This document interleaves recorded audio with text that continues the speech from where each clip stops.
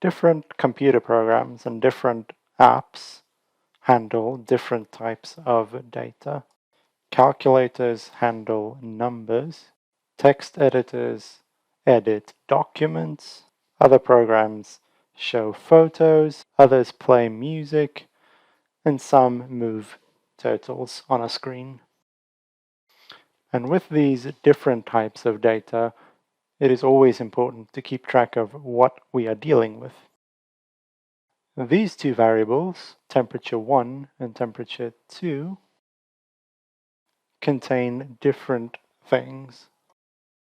The first one has a number, the number 18, and the second one contains a piece of text with the digits 1 and 8. So one is a number, and the other a piece of text, or in programming we call this a string. And the fact that temperature 1 is a number means I can do calculations with it. For example, like this. Temperature 1 is 18, so what this says is 18 plus 3. And it's going to print 21.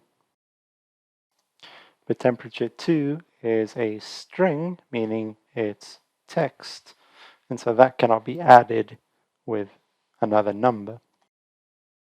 And we end up with an error message. And later on, we're going to look at how to better understand these error messages. So Python simply doesn't know what to do if I try to add a bit of text with a number.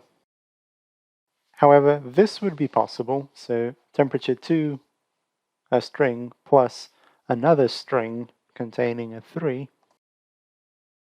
And this is no longer a mathematical computation. These are two pieces of text that are added together, and we get 183 in that order.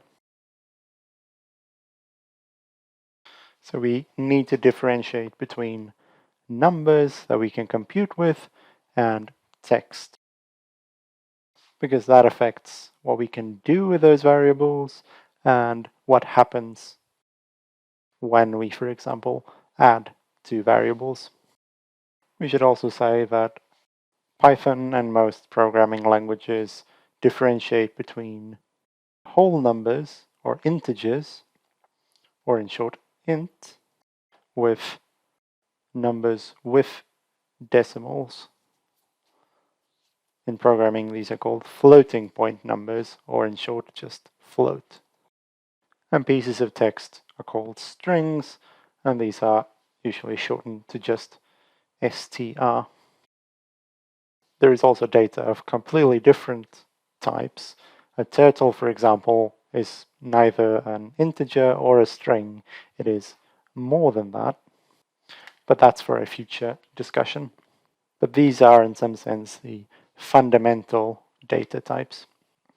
And the most important thing to remember is that there are different types of data, and we need to keep track of what we are dealing with. And in the coming section, we're going to look at how we can convert between one type of data to another and when that's important.